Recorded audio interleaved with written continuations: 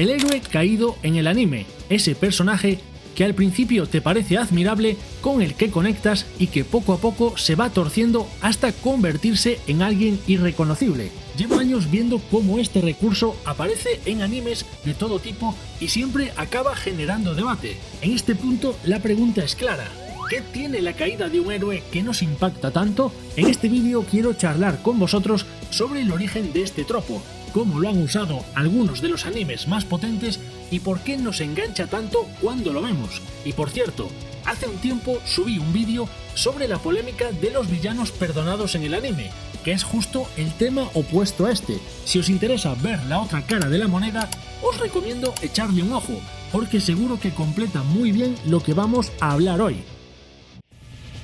El héroe caído lleva siglos apareciendo en las historias.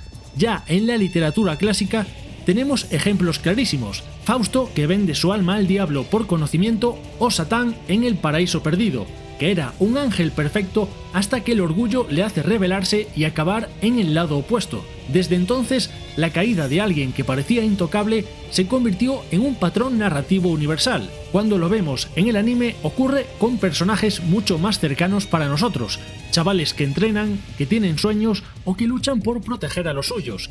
Y claro, cuando uno de esos héroes termina corrompido, el golpe emocional es mucho más fuerte, porque no lo ves como una figura lejana, sino como alguien con el que has compartido decenas de capítulos y alguien al que ya le tenías cariño. Y eso es justo lo que hace que en el anime funcione tan bien.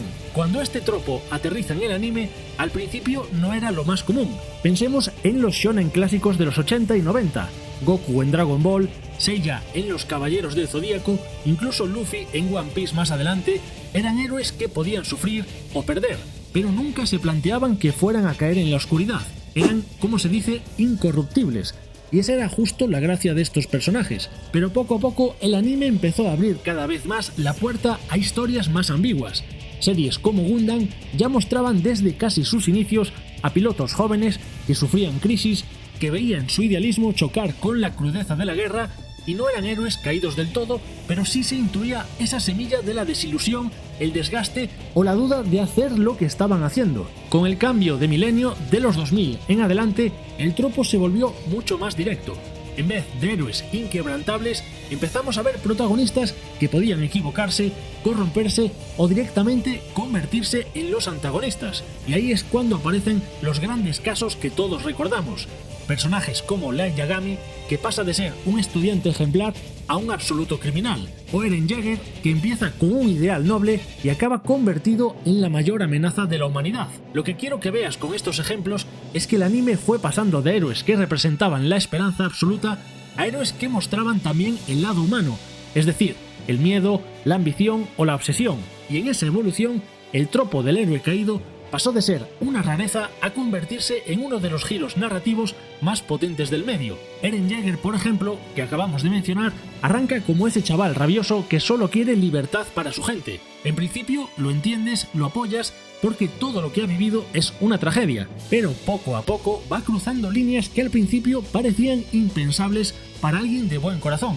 Y llega un momento en que tú, como espectador, te preguntas si este personaje sigue siendo un héroe o es ya el verdadero enemigo de la serie. También os he mencionado a Light Yagami, de Death Note. Light es el ejemplo perfecto de cómo el poder absoluto te cambia. Para muchos de los que íbamos al día con el manga en su momento, nos parecía imposible que Light Yagami acabase siendo el villano principal de la obra. Era una persona brillante con un fuerte sentido de la justicia. Pero según pasan los capítulos, Light se acaba convenciendo a sí mismo de que solo él tiene derecho a decidir quién vive y quién muere. Ese cambio, verlo de forma tan gradual, es lo que lo convierte en un héroe caído de manual. Otro caso que tiene unos cuantos años más es Griffith de Berserk. Este es de los que te rompen por dentro, porque Griffith era un líder carismático, alguien que inspiraba a todos, incluso al propio Guts, y en el eclipse lo sacrifica absolutamente todo: amigos, compañeros, su propia, como se diría, familia, y ahí no hay vuelta atrás.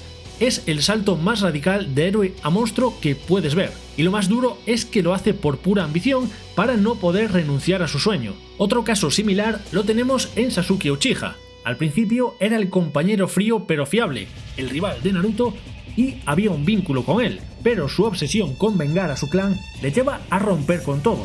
a dejar a sus amigos y unirse a quienes antes combatía. Durante mucho tiempo, su historia es la del héroe que se va consumiendo por el odio.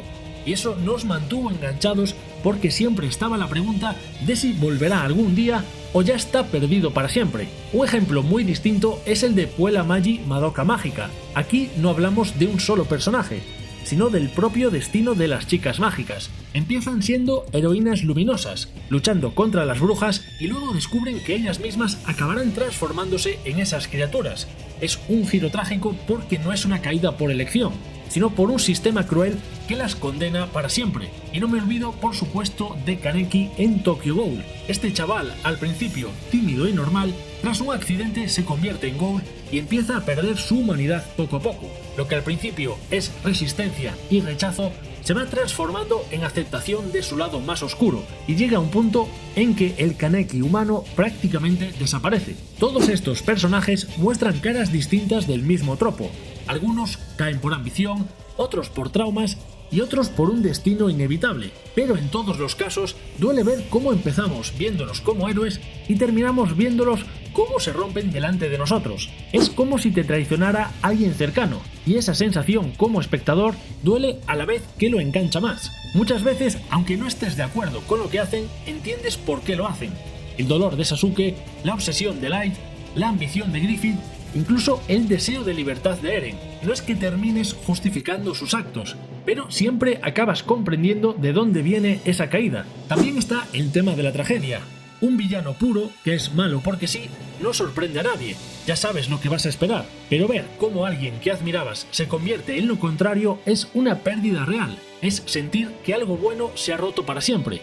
Y en el anime, que solemos seguir personajes durante decenas o cientos de episodios, ese golpe a veces es todavía más fuerte. Creo que hasta cierto punto lo que lo hace tan poderoso a este tropo del héroe caído es que nos recuerda lo frágiles que somos todos. Todos tenemos un límite y cuando lo cruzamos puede que hayas cambiado para siempre. Por eso creo que estos personajes nos llegan tanto a muchos. No es solo el hecho de que se vuelvan villanos, es ver cómo caen y cómo algo dentro de ti se acaba rompiendo. Entendemos la rabia de Eren, el vacío de Kaneki o la obsesión de Sasuke, y aunque nos duela lo que hacen, hay un punto en el que decimos que quizá nosotros en su lugar también hubiésemos caído. Dejadme en los comentarios otros ejemplos de héroes caídos del anime. Yo os he contado los que más me marcaron a mí, pero ahora quiero leerlos a vosotros. Por mi parte nada más, un saludo y nos vemos pronto.